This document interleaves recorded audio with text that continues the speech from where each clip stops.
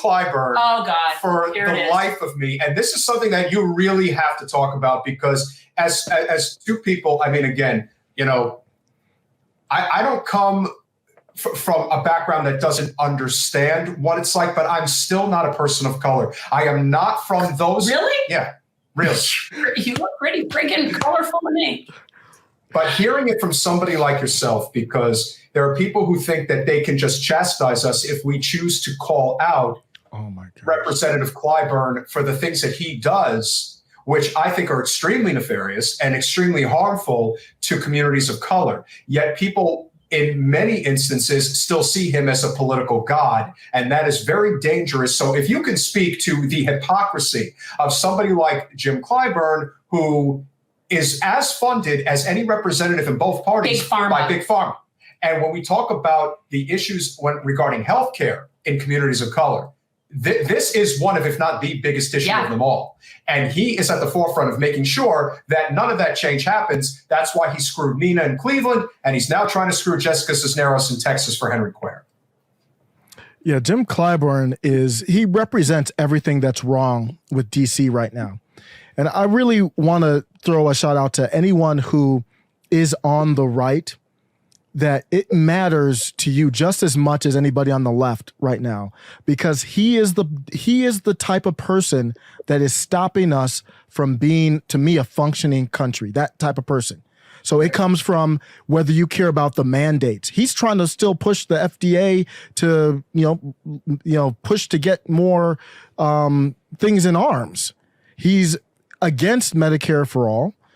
And it's not from an organic position. It's because he's backed by the people who don't want it.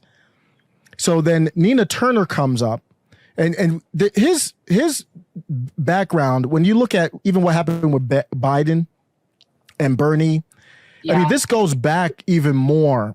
It even goes back to Obama, even though I'm not a big Obama fan, but he backed Obama, and the Clintons didn't like it.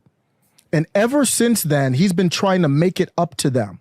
Like he said so let me tell you what, in 2008, he backed Obama, and he basically had to beg the Clintons, did you hear about, back in the day, the Clintons reamed him out on a phone call, reportedly.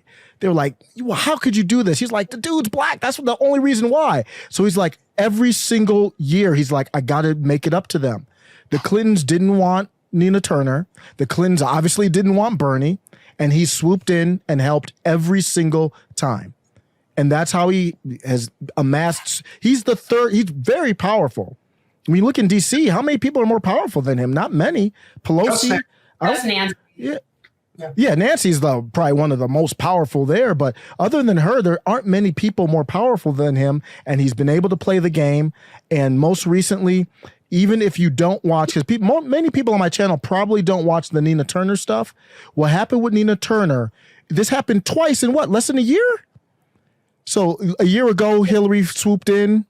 They spent about $6 million between both runs against Nina Turner. That's my old hometown district. It's Ohio 11, right?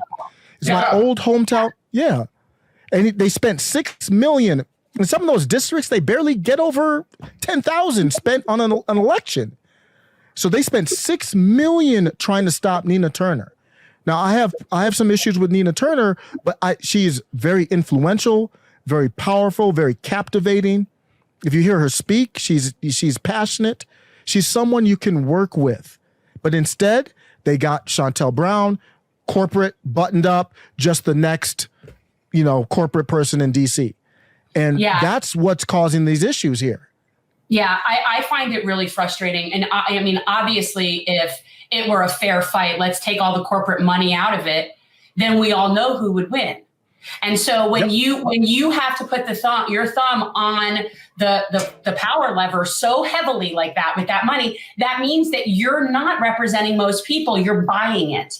And that's very frustrating. And I'd like to give shout out to Tim Black. Funny, we mentioned Tim Black. If you ever want to hear somebody's really good opinion of Jim Clyburn, I highly recommend looking at anything Tim Black has ever done about Jim Clyburn, because it's glorious. It really is. And obviously we can't do that here.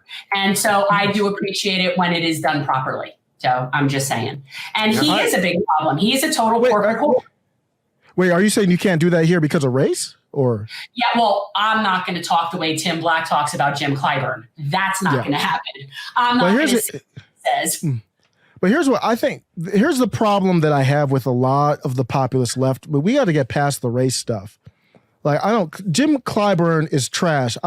You can't be afraid to, you can't say it maybe like Tim does. I can't say it even like Tim does, but no one can do it like Tim does. But we just gotta call it. At this point, I don't even care anymore. I'm just going to call a spade a spade. I'm going to try to be based on truth. If you call me whatever name, it's like, whatever, talk about the subject matter. Jim Clyburn has to be removed from DC. I don't care if you're a MAGA. I don't care if you're an AOC supporter. I don't care if you're a Nita Turner supporter. People like Jim Clyburn have to be voted out of office. Period. If we're going to have any type of control in this country. I think what it is for me when I talk about it, involving race, and I think this with any group of people, there is a certain evil place in hell for people that hurt their own and step on their own when they know that they need the help the most and they're in the best position to do so. And that is where it is somewhat race related to me, because I feel like this about Obama, this is why he was one of the biggest disappointments to me, is because I felt like he was somebody who knew better and who could do better. Like, I didn't expect anything from W. He was a moron. I expected him to be a moron, and he lived up to that just fine. Obama, I did have higher expectations. And I did think, because he knows better, he's smarter, he's gracious, like all these things. So yeah, I had higher expectations for him than I did for the other idiot. And so when I look at people that are willing to sell out their own people, it's like a whole other level to me. And I find it's very sad. It's very sad to me. And I do think that's why when people in the Black community will specifically call out their leaders that are selling out their own people, I think it does carry some more weight than someone like me saying it. Thanks for watching. If you want to support our mission to transform politics into service, please like this video, subscribe, follow us on social media, and consider joining our Patreon, where you'll get early access to our interviews as well as other exclusive content. Links are in the description. Peace out.